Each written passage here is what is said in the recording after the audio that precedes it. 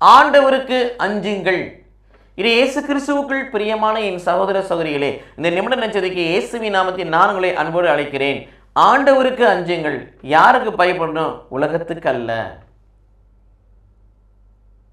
உலக காரியங்களுக்கு அல்ல, உலக படைபலங்களுக்கு அல்ல, உலக அதிகாரங்களுக்கு அல்ல, உலக ஆணவங்களுக்கு அல்ல, உலக இருமாப்புக்கு அல்ல.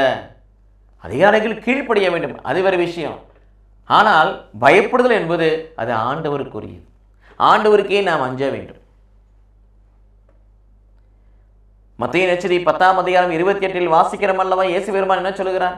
உடலை கொள்வோருக்காக அஞ்சாதீர்கள், உடலையும் ஆன்மாவையும் நரகத்தில் அழிக்க வல்லவரான கடவுளுக்கு அஞ்சுகள் என்று சொல்லுகிறார். நாம் யாருக்கு அஞ்ச வேண்டும்? கடவுளுக்கு அஞ்ச வேண்டும். தெய்வமயம் உள்ளவர்களாக இருக்க வேண்டும், அதான் அர்த்தம்.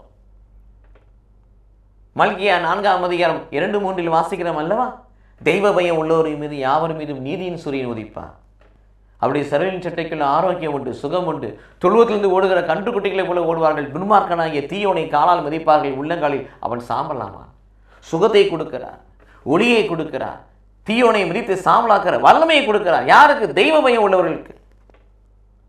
ஆக ஆண்டவருக்கு அஞ்சுவோர் தெய்வ பயம் உள்ளவர்களாக இருப்பார்கள், உலகத்துக்கு பயப்பட மாட்டார்கள், பிரமாணிக்க உடையவர்களாக இருப்பார்கள், ஆண்டவரின் பிரியப்படி நடக்கக்கூடியவர்களாக இருப்பார்கள், ஆண்டவரின் திருவுளப்படி நடக்கக்கூடியவர்களாக இருப்பார்கள், தீமையை விலக்கி இந்த உலகத்தில் அவர்கள் நன்மை செய்யக்கூடியவர்களாக இருப்பார்கள்.